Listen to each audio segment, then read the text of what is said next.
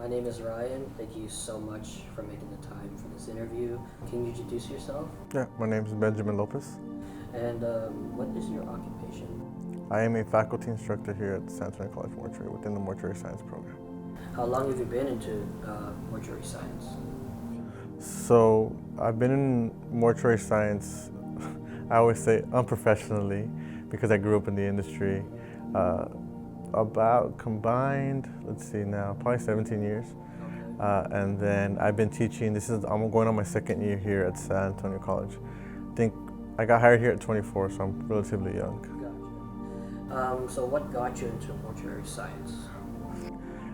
My story is that my father owned two funeral homes growing up, so I'm a second generation funeral director and embalmer. And because I grew up in the industry, I knew at a very young age that I wanted to follow in that footsteps. And out of 5 siblings, I'm the only one that did. So that's how I ended up here ultimately. What's the process like of preparing a body for a funeral service, or even having the service itself, organizing it? Yeah. So the organization and the preparation of human remains is obviously everyone's always interested in the human remains. Whenever I travel or when I'm out there and I'm wearing my scrubs that say mortuary science, people are always so interested and they want to know how's the process. You're not scared and stuff like that. But the process of preparing remains, for me at least, always starts off in the art side of the business. It starts off in a setting like this, in an arrangement conference room, in which we speak to the family and see what their wishes are or what the wishes of the deceased was, and we ultimately make that come to life. But once I'm actually in the prep room, knowing, okay, the family wants to wait 2 weeks, I have to wait 3 months, I take that all into account because I had to be aware of that information when I think about what kind of solution, how strong of a solution that I want to make to preserve those human remains.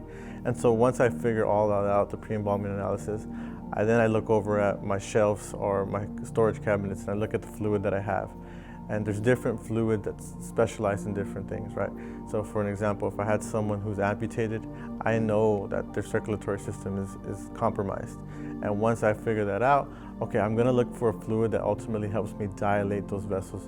That way I can have a better success rate in getting the fluid to the spots that I needed to get to, right? If I have someone who's extremely edematous, right, old embalmers, they just throw Epsom salt in the tank because Epsom salt helps with that, right? But now we have formulated chemicals such as edema eliminator, edema coat, just depending on the brand that you choose to embalm with, that helps reduce that fluid retention, right? And then I look at the person, right? Are they Caucasian? Are they Hispanic? Are they African American?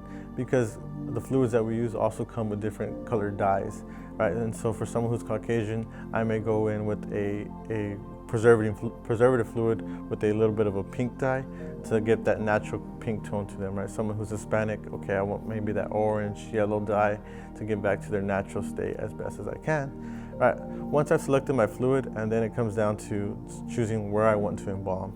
Most embalmers, or the most common injection site, is your common carotid artery and your internal jugular vein. Ultimately, if you grab your neck and you squeeze it, you should feel like what I tell our students is a enlarged piece of spaghetti that kind of just rolls on your finger.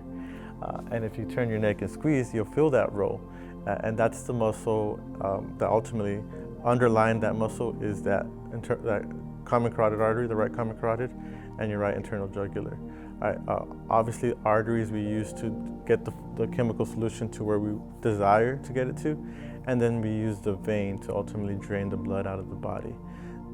I always tell my students, meet with the families, right? Don't just be an embalmer. Try to be both a funeral director and an embalmer, right? As a funeral director, you get to meet with the families and see exactly what they want. And if you're a good funeral director, then you should have better results when you're embalming because you know exactly what the family wants. But if all you do is embalm, you don't meet with families, you don't understand what it is that family is really wanting out of that service. The science does not occur until the art has taken place. We had to get permission from families and stuff like that.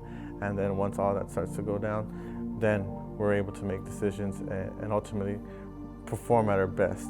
Right? We don't get any redos in this industry, right? One person has one life, right? You don't ask, if dad dies, bring them back to me and I can make it better, right? That doesn't happen in our industry. You have one shot. I like to say that We are weekly wedding planners, right? With the wedding, if your wedding planner sucks, you don't say, let me go get divorced and make another wedding. Right? You have one shot and you have to get it right the first time. Well, thank you so much for your time, Ben. Thank you for this interview. Absolutely. Thank you.